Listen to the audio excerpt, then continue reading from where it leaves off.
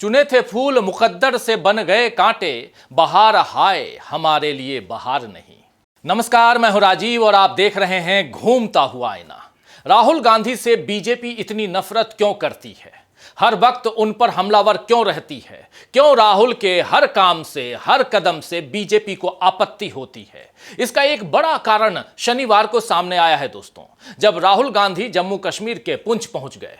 जिस समय राहुल पुंछ में पाकिस्तान की गोलीबारी में मारे गए लोगों के परिजनों से मिल रहे थे, उजड़े हुए घरों को देख रहे थे, बेरौनक आंखों में भरे हुए दर्द को समझने और बांटने की कोशिश कर रहे थे, लोगों को हिम्मत बंधा रहे थे और कह रहे थे कि उनका दुख अनसुना नहीं रहेगा, वो राष्ट्रीय स्तर पर उनकी आवाज उठाएंगे, प्रधानमंत्री के सामने उनकी पीड़ा को बयां करेंगे। उस समय मोदी राजधानी दिल्ली में नीति आयोग की बैठक ले रहे थे, जिसमें 2047 के विकसित भारत का रोड मैप बनाने की बातें हो रही थी।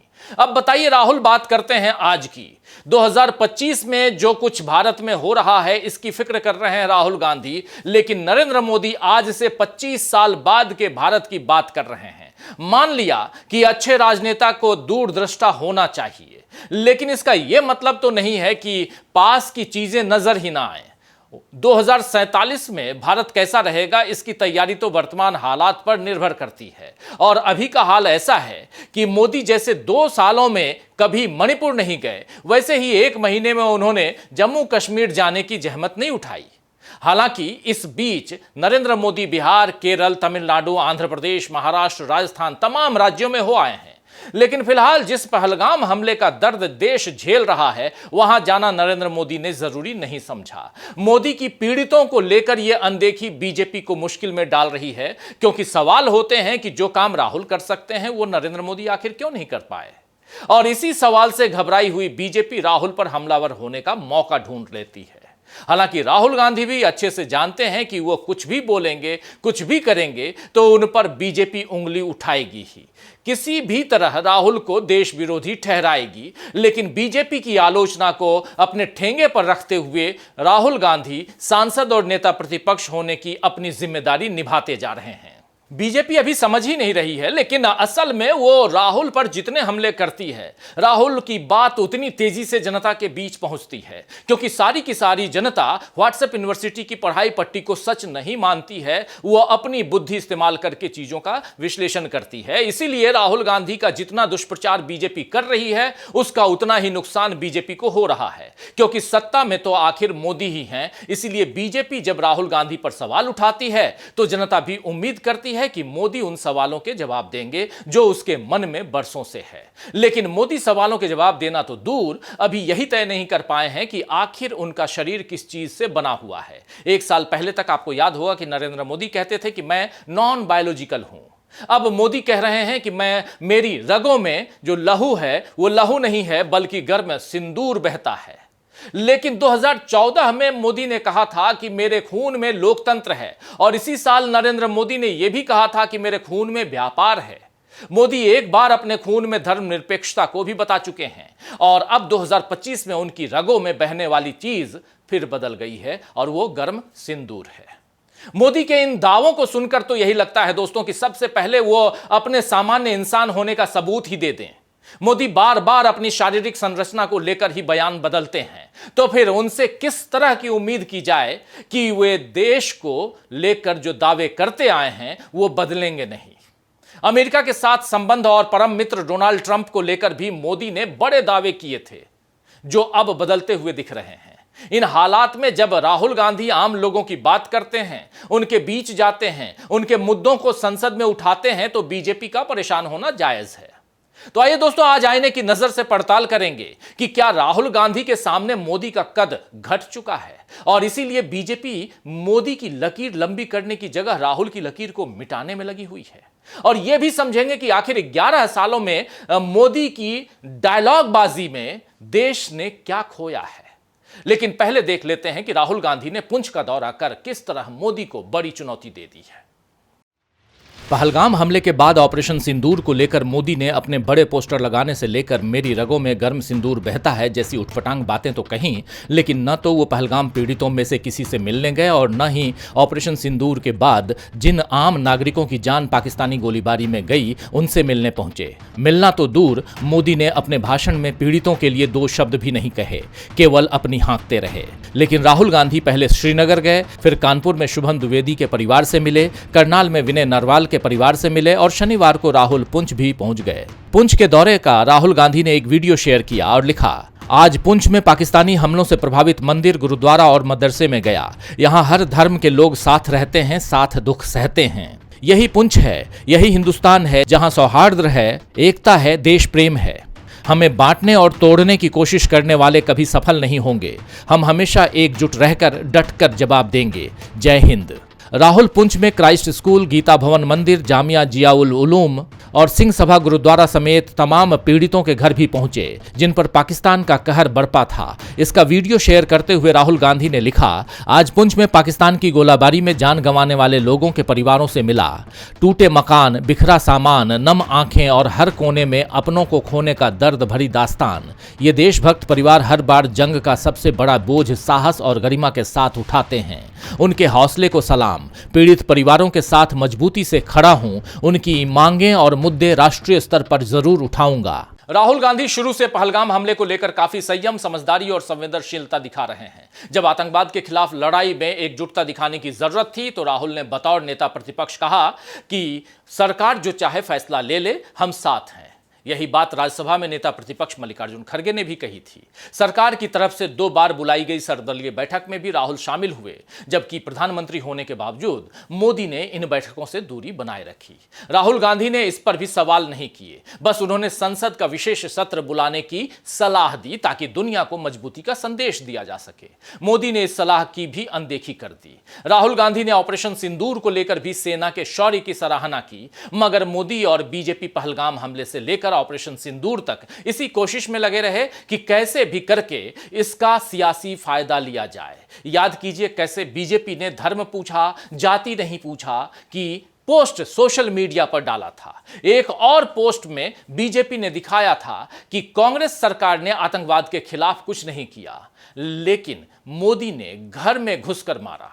ऑपरेशन सिंदूर के बाद सैन्य वर्दी में मोदी का आदमकद पोस्टर लगाया गया, मानो मोदी ही लड़ाकू विमान लेकर पाकिस्तान तक गए थे। इतना सब काफी नहीं था जो अब नरेंद्र मोदी ऑपरेशन सिंदूर को भी अपनी निजी उपलब्धि की तरह पेश कर रहे हैं। राजस्थान में उनका दिया हुआ भाषण इतना आगे तक बढ़ चुका है, एक बात का सबूत है जिस पर वो साफ साफ अपने रगों में खून नहीं बल्कि कह रहे हैं कि गर्म सिंदूर है।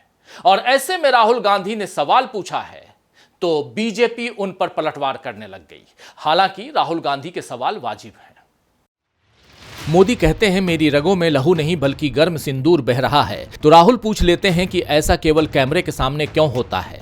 देश जानना चाहता है कि सीज फायर का दावा अमेरिका ने क्यों किया। मोदी और एस जयशंकर इसका जवाब नहीं देते तो राहुल पूछ लेते हैं कि डोनाल्ड ट्रंप से भारत और पाकिस्तान के बीच मध्यस्थता करने के लिए किसने कहा। राहुल ये भी पूछते हैं कि आखिर पाकिस्तान हमारे फाइटर विमान मारने का दावा कर रहा है, सरकार इसकी सच्चाई भी बताए। बस राहुल के ऐसे ही सवालों से बीजेपी तिलमिला जाती है, क्योंकि मोदी सरकार का तो पूरा कार्यकाल ही जवाबदेही से बचने का रहा है। 15 लाख हर खाते में क्यों नहीं आए? नोटबंदी से भ्रष्टाचार और आतंकवाद खत्म क्यों नहीं हुआ? जीएसटी के कारण छोटे और मझोले व्यापारियों को परेशानी क्यों हो रही है? लॉकडाउन का फैसला लेने से पहले प्रवासी मजदूरों के बारे में सरकार ने क्यों नहीं सोचा? जब कोरोना से हाहाकार मचा था तब नमस्ते ट्रंप का भव्य आयोजन क्यों हुआ? क्यों गंभीर महामारी के समय भी अल्पसंख्यकों को प्रताड़ित किया गया? महाकुंभ में मची भगदड़ में कितने लोग मारे गए, उन्हें इंसाफ कब मिलेगा? रेलवे की हालत बदतर क्यों हो रही है? किसानों को एमएसपी का वादा कब पूरा होगा? अदानी और अंबानी के पास ही देश के सारे संसाधन क्यों जा रहे हैं? पुलवामा के दोषी कहां हैं? मणिपुर में हालात कब सामान्य होंगे? बीजेपी अपने बदजुबान और दुष्चरित नेताओं पर कब कार्रवाई करेगी? पहलगाम के आतंकी अब तक पकड़े क्यों नहीं गए? ऐसे न जाने कितने सवाल हैं जिनके जवाब मोदी को देने थे, लेकिन मोदी चुप रहे। अब मुख्य धारा का मीडिया तो ऐसे सवाल पूछता ही नहीं और न ही वो कांग्रेस के प्रवक्ताओं को अपनी बात कहने का मौका देता है। लेकिन राहुल गांधी तो इस मीडिया को भी गाहे बगाहे सुना ही देते हैं कि आप बीजेपी के लिए काम करते हैं, इसीलिए मीडिया भी राहुल से चिढ़ा रहता है और कांग्रेस के बारे में झूठी खबरें प्रसारित करता है। अर्नब गोस्वामी के रिपब्लिक चैनल की कारस्तानी सबने देखी, जिस पर एफआईआर भी कांग्रेस ने दर्ज कराई है। तो राहुल के डरो मत वाले मंत्र पर पूरी कांग्रेस अभी चल रही है। राहुल गांधी ने कांग्रेस प्रवक्ताओं को भी सिखा दिया है कि कैसे अपनी बात पूरे दम से तथ्यों के साथ रखना है और खुद राहुल बार बार जनता के बीच पहुंचकर उनके हित की बात कर रहे हैं। बस यही बीजेपी की तकलीफ और असली कारण है। बीजेपी लाख खुद को सबसे बड़ी लोकतांत्रिक पार्टी के तौर पर पेश करे, लेकिन असल में उसे जनता के मुद्दों का कोई ख्याल नहीं है। इसीलिए उसे राहुल गांधी से और चिढ़ होती है कि राहुल क्यों जनता की बात करके बीजेपी की पॉलिटिक्स को चुनौती देते हैं। नोटबंदी, जीएसटी, कोरोना से बचाव, लॉकडाउन, वैक्सीनेशन, मणिपुर की हिंसा और अब भारत की विदेश नीति। राहुल गांधी ने हर उस मुद्दे पर सरकार को पहले से चेतावनी दे दी थी कि वो संभल जाए वरना देश का नुकसान हो जाएगा। लेकिन बीजेपी ने राहुल की बात को या तो अनसुना किया या उसका मखौल उड़ाया या फिर उसे देश विरोधी बता दिया। बीजेपी अब भी यही कर रही है और देश का नुकसान होता हुआ दिखाई दे रहा है। पिछले 11 सालों से मोदी के फैसलों का सारा नुकसान आम जनता ने उठाया और अब नौबत ऐसी आ गई है कि हम घर के भीतर और बाहर दोनों मोर्चों पर कमजोर पड़ गए हैं। लेकिन बीजेपी अब भी मोदी को महामानव साबित करने में लगी हुई है। 10 मई से लेकर 24 मई के बीच अमेरिकी राष्ट्रपति डोनाल्ड ट्रंप ने कम से कम 8 बार यह कह दिया कि मैंने सीज फायर करवाया। भारत और पाकिस्तान दोनों से मैंने कहा कि व्यापार करते हैं, लड़ाई बंद होनी चाहिए। पाकिस्तान ने तो इसके लिए अमेरिका का शुक्रिया अदा भी कर दिया। लेकिन प्रधानमंत्री मोदी और विदेश मंत्री एस जयशंकर ने अब तक नहीं बताया कि भारत के अंगने में ट्रंप का क्या काम है। एस जयशंकर से जब विदेश में एक पत्रकार ने पूछा कि भारत और पाकिस्तान के मसले में यूएस कहां है, तो जयशंकर ने बड़ा अजीब सा जवाब दिया कि यूएस यूनाइटेड स्टेट में है।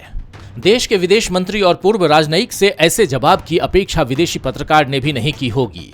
राहुल गांधी ने इसी वीडियो को शेयर करते हुए 3 सवाल पूछे कि क्या जे बताएंगे कि भारत को पाकिस्तान के साथ क्यों जोड़ दिया गया है।